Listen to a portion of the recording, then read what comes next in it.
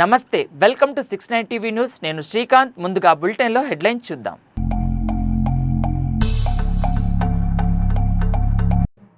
అధికారులను గుప్పెట్లో పెట్టుకొని చేస్తున్న దౌర్జన్యాలను ప్రజల ముందు పెడతాను. ఎమ్మెల్యే కడియం శ్రీహరిపై మండిపడ్డ బీఆర్ఎస్ ఎమ్మెల్యే పల్లా రాజేశ్వర్ రెడ్డి.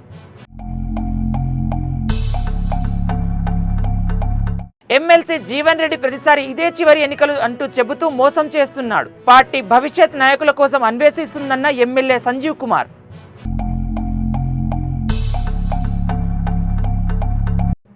ప్రతి లబ్ధిదారునికి సన్నబియ్యం పంపిణీ జరిగేలా డీలర్లు సిద్ధంగా ఉండాలి. హన్మకొండ జిల్లా పెంబర్తిలో రేషన్ షాపును తనిఖీ చేసిన జిల్లా కలెక్టర్.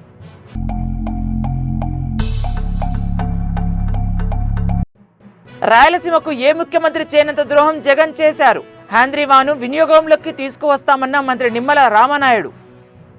ఇక డీటెయిల్స్ చూద్దాం. కాంగ్రెస్ ఎమ్మెల్యే కడియం శ్రీహరిపై జనగామ బీఆర్ఎస్ ఎమ్మెల్యే పల్లా రాజేశ్వర్ రెడ్డి మండిపడ్డారు. మా పార్టీ కండువా మీద కేసీఆర్ పేరు మీద గెలిచి పదుల పైసల కోసం వేరే పార్టీకి పోయిన నువ్వు నీతి నిజాయితీల గురించి మాట్లాడుతావా అంటూ ఘాటుగా స్పందించారు. నీ అధికార అహంకారం, నీ బిడ్డ ఎంపీ పదవిని అడ్డం పెట్టుకొని నీ ఆంధ్ర అల్లుడు పోలీసు రిక్రూట్మెంట్ ఎలా చేస్తున్నాడు, రెవెన్యూ అధికారులను గుప్పెట్లో పెట్టుకొని నీ కుటుంబం చేస్తున్న దౌర్జన్యాలను మొత్తం ప్రజల ముందు పెడతానని హెచ్చరించారు ఎమ్మెల్యే పల్లా రాజేశ్వర్ రెడ్డి. నేను ఇవాళ ఈ వేదికగా ఇంతకుముందు ఆయన నాకు సవాల్ ఇచ్చింది కాబట్టి నేను చెప్తున్నా, సవాల్ ఇచ్చిన ఆయనకే చెప్తున్నా, నీకు నిజంగా ఇప్పుడు అందరూ మెన్షన్ చేస్తున్నా ఏదైతే దేవునూరు అటవీ భూముల పక్కన ఆ దేవునూరులో నీవు దొంగతనంగా నీ బినామీ పేరు మీద నీవు భూములు కొన్నవా లేదా? ఆ భూములకు నీవు ఒక జీతగాని పెట్టుకొని గత నెల వరకు కూడా గత సీజన్ల వరకు కూడా వ్యవసాయం చేయించినవా లేదా?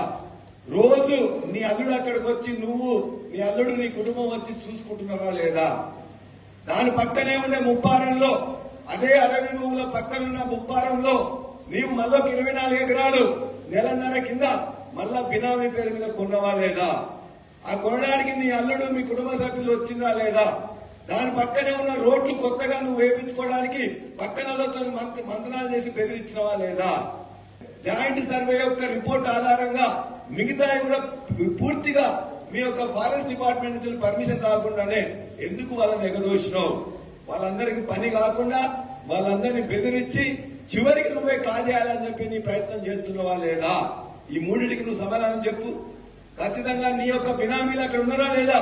ఆ దేవునూరు గ్రామస్తులందరినీ అడుగు, ఆ ముప్పారం గ్రామస్తులందరినీ అడుగు. ఎవరైతే నువ్వు రైతులను ఇక్కడ పంపిస్తున్నావో ఆ రైతుల పేరు మీద 1000 ఎకరాలు కొలగొట్టడానికి నువ్వు సిద్ధపడ్డావా లేదా? ఇవాళ నీవు ఒక పార్టీ తర్వాత ఒక పార్టీ, ఒక పార్టీ తర్వాత ఒక పార్టీ మారుతూ ఇవాళ మొత్తం కూడా నేతి బీరకాయలో నేతి ఎంత ఉందో నీ యొక్క నీతి కూడా అంతే ఉందని చెప్పేసి నేను తెలియజేస్తూ, నీవు ఖచ్చితంగా మాకు చీము నెత్తురున్నది, నిజాయితీగా ఉన్నాం. కేసీఆర్ గారు తెలంగాణ ఉద్యమంలో మాకు ఏవైతే పోరాటం నేర్పిండో, నిజాయితీ నేర్పిండో ఆ నిజాయితీతోనే నీకు కూడా హెచ్చరిస్తున్నాం. పిచ్చి వేషాలు వేస్తే ఖచ్చితంగా అక్కడున్న ప్రజలు నీకు ఓటేసిండ్రు, నీ అల్లుడికి ఓటేయలే. నీ ఆంధ్ర అల్లుడు ఇవాళ పోలీసులందరినీ రిక్రూట్మెంట్ లో ఉంటున్నాడు. నీ ఆంధ్ర అల్లుడు ఇవాళ మొత్తం కూడా అక్కడ ఉండే మొత్తం ఇతర కబ్జాలకు కూడా పాల్పడుతున్నాడు. నీ ఆంధ్ర అల్లుడు మొత్తం రెవెన్యూ డిపార్ట్మెంట్ మొత్తం గుప్పిట్లో పెట్టుకున్నాడు. అక్కడున్న రోడ్లన్నీ కూడా మిగతా కార్యకర్తలకు ఇవ్వకుండా నువ్వు వేసుకుంటున్నావు. ఇటువంటి పిచ్చి పనులు చేసుకుంటూ మొత్తం కూడా నీ ఆంధ్ర అల్లులతో ఇక్కడ దోపిడీ చేపిస్తూ మేమిచ్చిన గులాబీ విజయాన్ని ఇలా వాళ్ళకి తాకట్టు పెట్టుకొని భూములను తుంచుకున్నామని చేస్తూ నాకు చింపునెత్తులేదని చెప్పి మాట్లాడతావా? జాగ్రత్త బిడ్డ, ఖచ్చితంగా అన్నింటి కూడా నిరూపిస్తాం. నీ యొక్క మొత్తం కూడా నువ్వు వేసుకున్న ముసుగును కూడా తొలగిస్తామని చెప్పి కూడా నేను హెచ్చరిస్తా ఉన్నా. జగిత్యాల రూరల్ మండలం అంతర్గారంలో MLA Sanjay Kumar hot comment చేశారు. జీవన్ రెడ్డి ప్రతిసారి ఇదే చివరి ఎన్నికలు అని చెబుతున్నప్పుడు పార్టీ కూడా భవిష్యత్ నాయకులను తయారు చేసుకుంటుంది కదా అని చెప్పారు. ఆయన ఎంపీగా పోటీ చేస్తున్నప్పుడు ఎంతమంది బీఆర్ఎస్ నాయకులు పార్టీలో చేర్చుకోలేదని ప్రశ్నించాడు.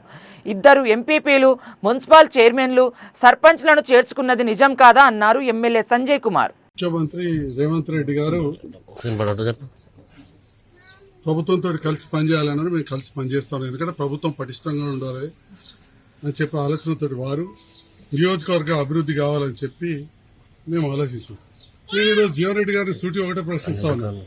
అసెంబ్లీ ఎలక్షన్లో మిమ్మల్ని మా నాయకులు ప్రజలు ఓడగొట్టిన తర్వాత మళ్ళీ కాంగ్రెస్ పార్టీ మీకు ఎంపీ టికెట్ ఇచ్చినప్పుడు ఎంతమంది బీఆర్ఎస్ నాయకులను మీరు కండవ కప్పి చేర్చుకోలేదండి? అంటే మీరు కండవ కప్పి పార్టీలో చేర్చుకున్నప్పుడు మీకు ఇవన్నీ జ్ఞాపకం రాలేదా? పాత కాంగ్రెస్ నాయకులు మా నారాయణ రెడ్డి అనను ఇట్లాంటి వాళ్ళందరూ పాత వాళ్ళు ఉన్నారు, మరి వాళ్ళకి ఇబ్బంది అవుతుందని చెప్పి ఆలోచన రాలేదా? 2 ఎంపీపీలను చేసుకున్నారు, మున్సిపల్ చైర్మన్ చేసుకున్నారు, దాదాపు 20 మంది పైన సర్పంచ్ మీకు వ్యతిరేకంగా పనిచేసి నాకు పనిచేసిన వాళ్ళని మీరు మీ ఎంపీ ఎలక్షన్ అప్పుడు చేసుకున్నారు, పిఎస్సిఎస్ చైర్మన్లను చేర్చుకున్నారు, డైరెక్టర్లను చేర్చుకున్నారు, ఎంతో మంది వివిధ కుల సంఘాల పెద్దలు చేసుకున్నారు. మరి అప్పుడు 2023 ఎలక్షన్లో నాకు పెద్ద ఎత్తున మద్దతు ఇచ్చిన నాయకులను మీరు ప్రభుత్వం వచ్చిందని చెప్పి మీకు అన్ని రకాల చూసుకుంటామని చెప్పి మీ ఎంపీ ఎలక్షన్లు అప్పుడు మీరు పార్టీలో జాయిన్ చేసుకోలేదా? అంటే మీరు చేసుకుంటే మీరు పార్టీలో జాయిన్ చేసుకుంటే ఒకటి, లేదా కొందరికి మరి ఇంకా మేము సభ్యత్వం తీసుకోలేదు కానీ ప్రభుత్వంతో మమ్మల్ని కలిసి పనిచేస్తే తప్పు అయిపోతుందా? ఇది నేను జీవన్ రెడ్డి గారు సూటిగా ప్రశ్నిస్తున్నా. ఎందుకంత అసహనం వ్యక్తం చేస్తున్నారు పెద్దలు? వారు ఈ వయసులో చాలా, నేను వారికి నీతులు చెప్పాల్సింది కాదు, వారే అన్నారు కొన్ని గ్రామాలలో ఇదే చివరి ఎలక్షన్, వచ్చే ఎలక్షన్ వరకు అని చెప్పి ఇక కొన్ని మాటలు అన్నారు. మరి ఇదే చివరి ఎలక్షన్ అంటే పైన ఎంపీ ఎలక్షన్ అన్నప్పుడు ముందు పార్టీ బలోపేతంగా ఉండాలని కాంగ్రెస్ అధిష్టానం ఆలోచిస్తుంది. దాంట్లో తప్పేమున్నదని నేను అడుగుతా ఉన్నా. హన్మకొండ జిల్లా హనాస్పర్తి మండలం పెంబర్తి గ్రామంలో సన్నబియ్యం పంపిణీ, ఇందిరమ్మ ఇండ్ల నిర్మాణ పనులను జిల్లా కలెక్టర్ పరిశీలించారు. ఇదే గ్రామంలోని రేషన్ షాపును కలెక్టర్ సందర్శించారు. ఇప్పటి వరకు సన్నబియ్యం ఎంతమందికి పంపిణీ జరిగిందని, ఇంకా ఎంతమంది లబ్ధిదారులకు పంపిణీ చేయాల్సి ఉందని డీలర్ను అడిగి తెలుసుకున్నారు. ప్రతి లబ్ధిదారునికి సన్నబియ్యం పంపిణీ అందాలని కలెక్టర్ సూచించారు.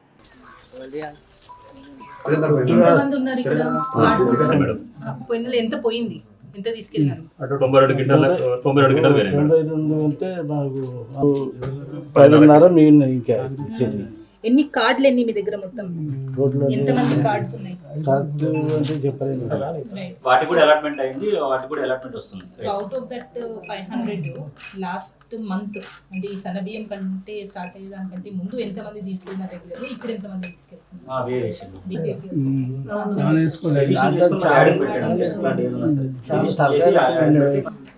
డామినేట్ అన్నట్టు ఇక్కడ తీసుకుంటారా తీసుకోరా, లేకుంటే ఎవరికి చెప్పాలి ఏం చెప్పాలని అంటారు.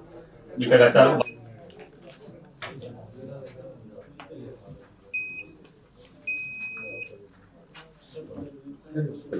కొన్ని షాపులకు అయితే ఇంకా దాని సగం లోకల్ సగం బియ్యం ఇచ్చింది, కొన్ని షాపులో మంచిగా వచ్చింది.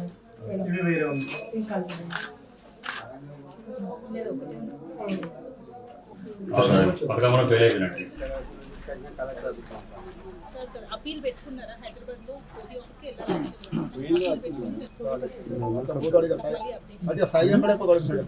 రాయలసీమకు ఏ ముఖ్యమంత్రి చేయనంత ద్రోహం జగన్ చేశారని జలవనరుల శాఖ మంత్రి నిమ్మల రామానాయుడు మండిపడ్డారు. హంద్రీనివా పాపానికి జాప్యానికి రాయలసీమను బిడ్డనని చెప్పుకునే జగన్ కారణమని ఆరోపించారు. రాయలసీమలో అడుగుపెట్టే అర్హత జగన్కు లేదన్నారు. హంద్రీనివా ప్రాజెక్టుపై ప్రత్యేక శ్రద్ధ పెట్టాలని, తప్పులు సరిదిద్ది హంద్రీనివాను పూర్తిలో వినియోగంలోకి తీసుకొస్తామని మంత్రి స్పష్టం చేశారు. కర్నూలు జిల్లా పత్తికొండ నియోజకవర్గంలో హంద్రీనివా ప్రధాన కాల్వ పనులను ఎమ్మెల్యే కేఈ శ్యాంబాబు కలిసి మంత్రి నిమ్మల పరిశీలించారు. ప్రభుత్వం కూటమి ప్రభుత్వానికి రాయలసీమ ప్రయోజనాలనేవి అత్యంత ప్రాధాన్యత కలిగిన విషయం. ఎందుకంటే ఆ రోజు అన్న నందమూరి తారక రామారావు గారి దగ్గర నుండి మరి ఈరోజు చంద్రబాబు నాయుడు గారి వరకు రాయలసీమకి న్యాయం చేసింది మరి తెలుగుదేశం పార్టీ ప్రభుత్వమే అనే విషయాన్ని కూడా సందర్భంగా తెలియజేసుకుంటూ ఉన్నా. అందుకు ఉదాహరణే ఆ రోజు 2014-2000 సంవత్సరాల మరి పాలనలో మనందరం కూడా చూసాం. ఏదైతే ఆ రోజు బడ్జెట్ మరి మనకి 7 లక్షల బడ్జెట్ ఉంటే 5 సంవత్సరాల్లో 7 లక్షల కోట్ల బడ్జెట్ లో ఆ రోజు 71,000 కోట్లు ఇరిగేషన్ కి ఆ రోజు మనం కేటాయించాం. మరి తర్వాత వచ్చినటువంటి జగన్మోహన్ రెడ్డి ప్రభుత్వం మరి 19-24 5 సంవత్సరాల్లో మరి వాళ్ళు మరి దగ్గర 12 లక్షల కోట్ల బడ్జెట్ ఉంటే టెండర్లు పిలిచిన మాట వాస్తవమే, అగ్రిమెంట్లు చేయించుకున్న మాట వాస్తవమే, కానీ ఎక్కడైనా సరే ఒక్క రూపాయి పని ఈ అంద్రీ నివా మీద మీరు చేయడం చూసారా? ఒక తట్ట మట్టి తీయడం ఎక్కడైనా మీరు చూసారా? ఆఖరికి చంద్రబాబు నాయుడు గారి ముచ్చుమరిని కూడా సైతం పూర్తి చేసి 3850 క్యూసిక్ల నీరుకి అవసరమైనటువంటి మోటార్లు పెట్టినా కూడా కనీసం ఆ మోటార్లను కూడా ఉపయోగించుకోలేనటువంటి దుస్థితిలో గత 5 సంవత్సరాల పాలన జరిగింది అని అంటే రాయలసీమకు ఆయన చేసినటువంటి దగ, ఆయన చేసినటువంటి మోసం ఏంటనేది చాలా క్లియర్ గా. ఇంకా ఎంత దుర్మార్గం అంటే ఏదైతే అంద్రీ నివాకు సంబంధించినటువంటి ఆ కరెంటు బిల్లులు కూడా బకాయిలు పెట్టినటువంటి పరిస్థితి గత ప్రభుత్వంలో. మళ్ళీ ఆ గత ప్రభుత్వం పెట్టినటువంటి కరెంటు బిల్లులు బకాయిలు కూడా మళ్ళీ ఈరోజు కూటమి ప్రభుత్వం చెల్లిస్తుంది అని అంటే అడుగడుగునా కూడా రాయలసీమ రైతాంగం పట్ల ఎంత నిర్దాక్షిణ్యంగా, ఎంత నిర్లక్ష్యంగా వ్యవహరించారో మనందరికీ కూడా అర్థమయ్యేటువంటి పరిస్థితి అని చెప్పి తెలియజేసుకుంటూ, ఎందుకంటే రాష్ట్రంలో ఏ ప్రాజెక్టుకి కేటాయించలేనటువంటి నిధులు అంద్రీ నివాకి 3240 కోట్ల రూపాయలు మొన్న బడ్జెట్ లో కేటాయించారని అంటే పనులు పూర్తి చేసేటువంటి లక్ష్యంకి ఆ కేటాయింపులో ఒక చిత్తశుద్ధి అని చెప్పి ఒక తెలియజేసుకుంటూ ఉన్నా.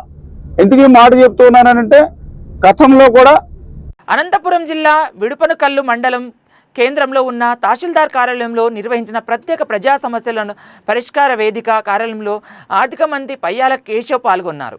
ఈ సందర్భంగా మంత్రి ప్రజలు ఇచ్చిన ఆర్జీలను స్వీకరించారు. అనంతరం ఆయన మాట్లాడుతూ ప్రజల సమస్యలను వెంటనే అధికారులను పరిష్కరించాలన్నారు. మా ముందున్నటువంటిది, రాష్ట్రంలో ముందున్నటువంటిది అతిపెద్ద సవాలే. చంద్రబాబు గారి నాయకత్వంలో ఆ సవాళ్ళని అధిగమిస్తాం.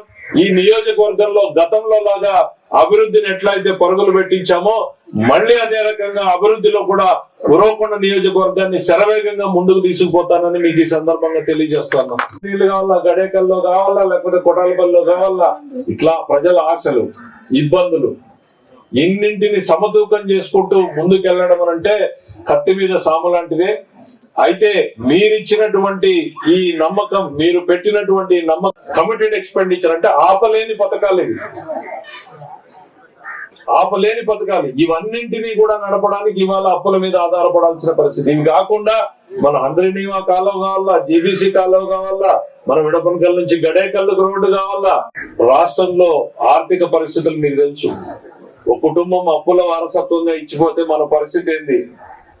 ఆస్తులు లేకుండా అప్పులు ఇచ్చిపోతే ఆ కుటుంబాన్ని నెట్టుకు రావడం ఎంత భయంకరమైన పరిస్థితో ఈ రోజు రాష్ట్రంలో కూడా ఆర్థిక పరిస్థితి అంతే అస్తవ్యస్తంగా ఉంది. వరంగల్ బద్లియా ప్రధాన కార్యాలయంలో మేయర్ గుండు సుధారాణి ఆకస్మికంగా తనిఖీలు నిర్వహించారు. ఈ సందర్భంగా మేయర్ ఛాంబర్ కింద వైపు గల సెల్లర్ ఏరియాలతో పాటు కార్యాలయంలోని inward, control room, LRS help desk, జనన మరణ ధృవీకరణ సెక్షన్లలో పర్యటించి జాబ్ నిర్వహణ తీరును అడిగి తెలుసుకున్నారు.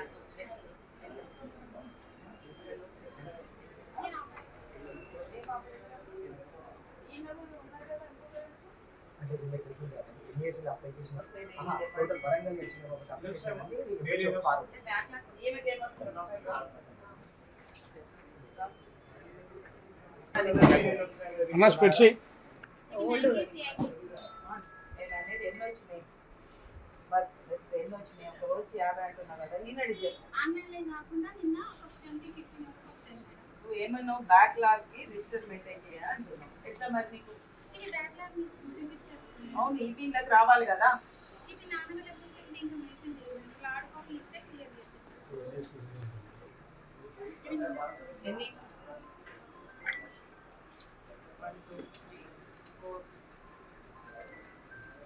6 7 8 10 కూడా లేవు కదా. ఏ డేట్ మరి డేట్ లేని ఎంటర్ చేస్తే ఎట్లయితుంది? అంటే పాతయా? పాత రికార్డ్ కాబట్టి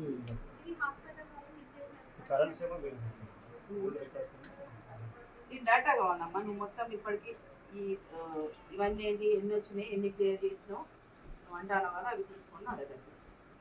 ఎన్ని వస్తాయి, ఎంత టైం తీసుకుంటుందో, విశాఖలో విషాదకర సంఘటన చోటు చేసుకుంది. నగరంలోని విశ్వనాథ్ స్పోర్ట్స్ క్లబ్ ఆవరణంలోని వాటర్ వరల్డ్ ఓ బాలుడు మృతి చెందాడు. నీటిలో దిగిన రిషి అనే బాలుడు అస్తావ్యస్తకు గురికాగా నిర్వాహకులు గుట్టుచప్పుడు కాకుండా బైక్పై ప్రైవేటు ఆసుపత్రికి తరలించారు. అయితే బాలుడు మృతి చెందడంతో పోస్ట్ మార్టం కోసం రిషి మృతదేహాన్ని కేజీహెచ్కు తరలించారు. ఈ క్రమంలో సంఘటన స్థలాన్ని సిపి శంఖభత్ర బాగ్చి పరిశీలించారు. ఈ ఘటనపై కేసు నమోదు చేసుకుని దర్యాప్తు చేస్తున్నట్లు సిపి తెలిపారు. ఉంటాయా నిజానికి? ఇప్పుడు కాంప్రమైజ్ చేయడం పోలీస్ పని కాదు.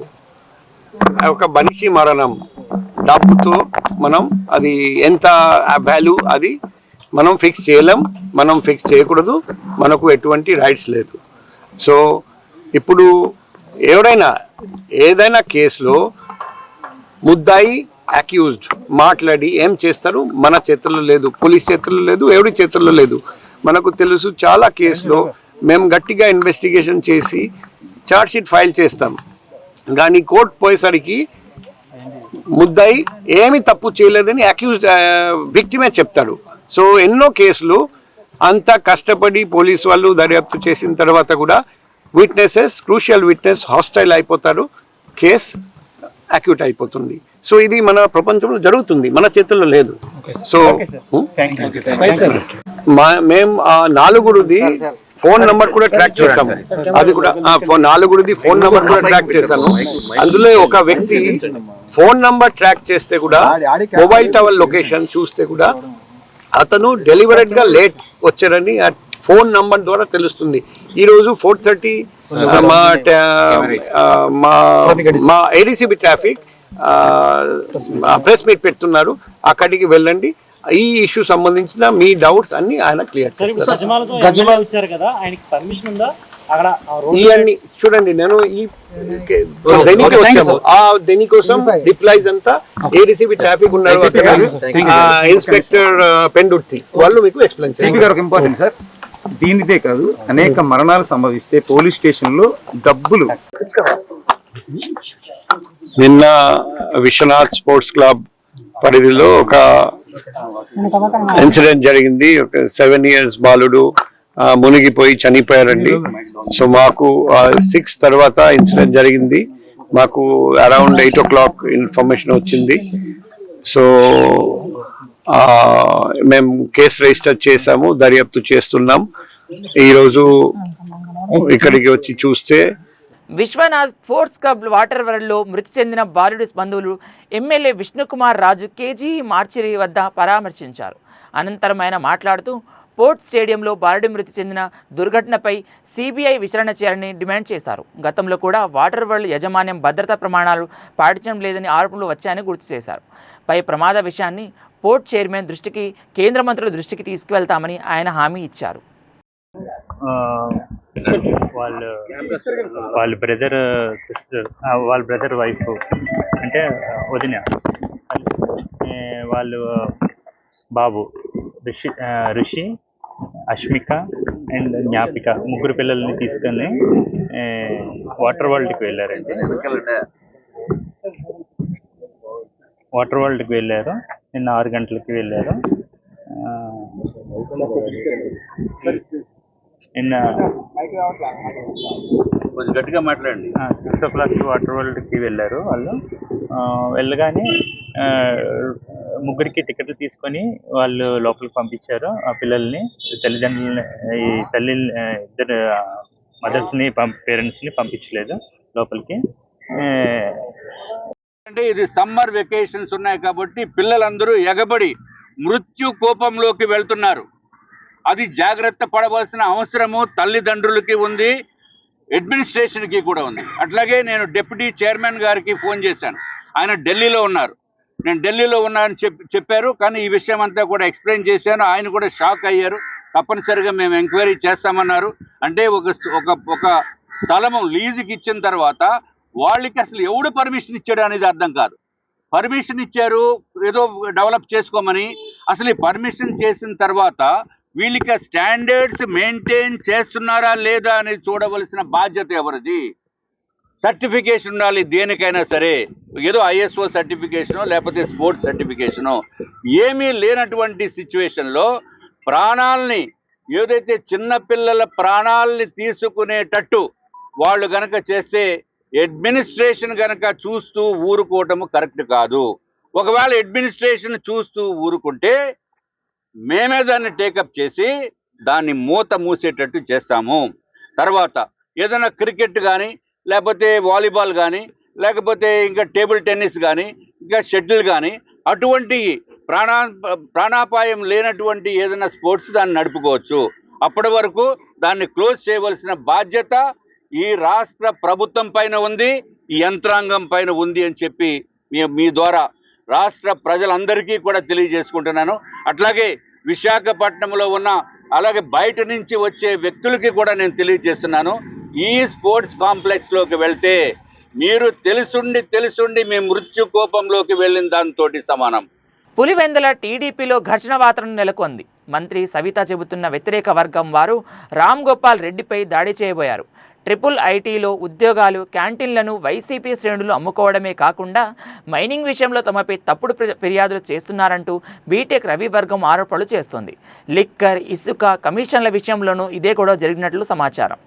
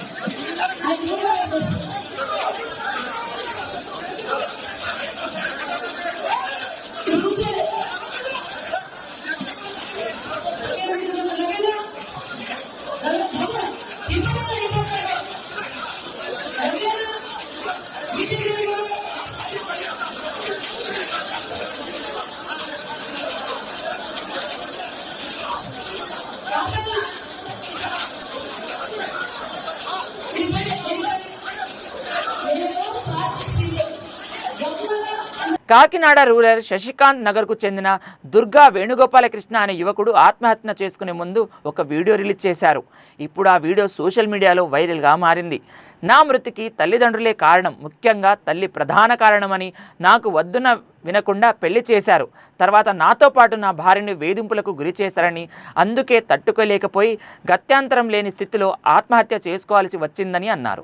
నా ఆత్మహత్యకు మా అమ్మ ప్రధాన కారణం, ఆమెకు వత్తాసు పలికే నా తండ్రి కూడా కారణమే అంటూ ఆయన వీడియో రిలీజ్ చేస్తూ మృతి చెందాడు. కాకినాడ రూరల్ సర్పవరం పోలీసులు అనుమానాస్పద మృతికి కేసు నమోదు చేసుకుని దర్యాప్తు చేస్తున్నారు. నమస్తే, నా పేరు ప్రసాద్ దాకారం. నేను ఈరోజు సూసైడ్ చేసుకోవాలని చెప్పి డిసైడ్ అయ్యాను. ఎవరి వల్ల కాదు, నా కన్న తల్లి వల్ల, నా కన్న తండ్రి వల్ల, ముఖ్యంగా నా కన్న తల్లి.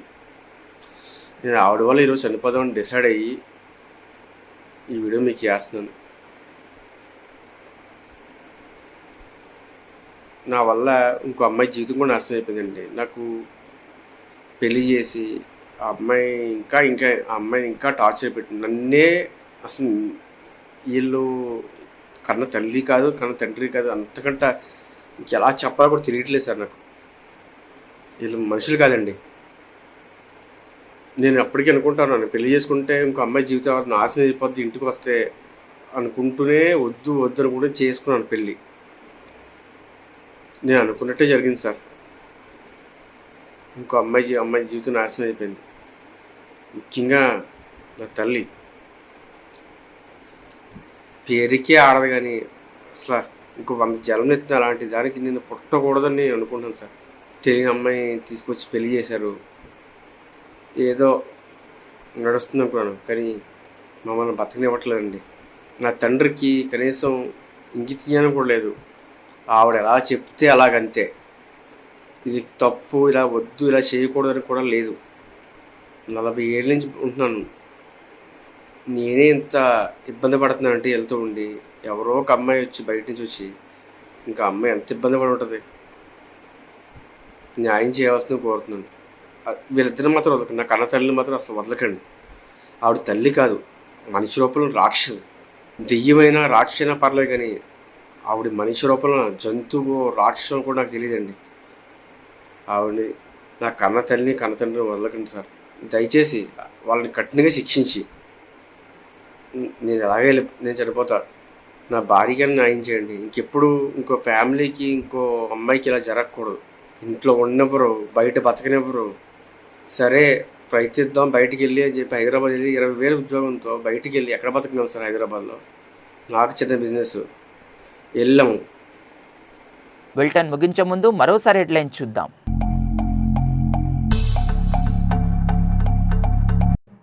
అధికారులను గుప్పెట్లో పెట్టుకొని చేస్తున్న దౌర్జన్యాలను ప్రజల ముందు పెడతాను. ఎమ్మెల్యే కడియం శ్రీహరిపై మండిపడ్డ BRS MLA Palla Rajeshwar Reddy. MLC Jeevan Reddy ప్రతిసారి ఇదే చివరి ఎన్నికలు అంటూ చెబుతూ మోసం చేస్తున్నాడు. పార్టీ భవిష్యత్ నాయకుల కోసం అన్వేషిస్తుందన్న ఎమ్మెల్యే సంజీవ్ కుమార్.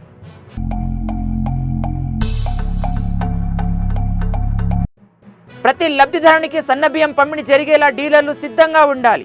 హన్మకొండ జిల్లా పెంబర్తిలో రేషన్ షాపును తనిఖీ చేసిన జిల్లా కలెక్టర్.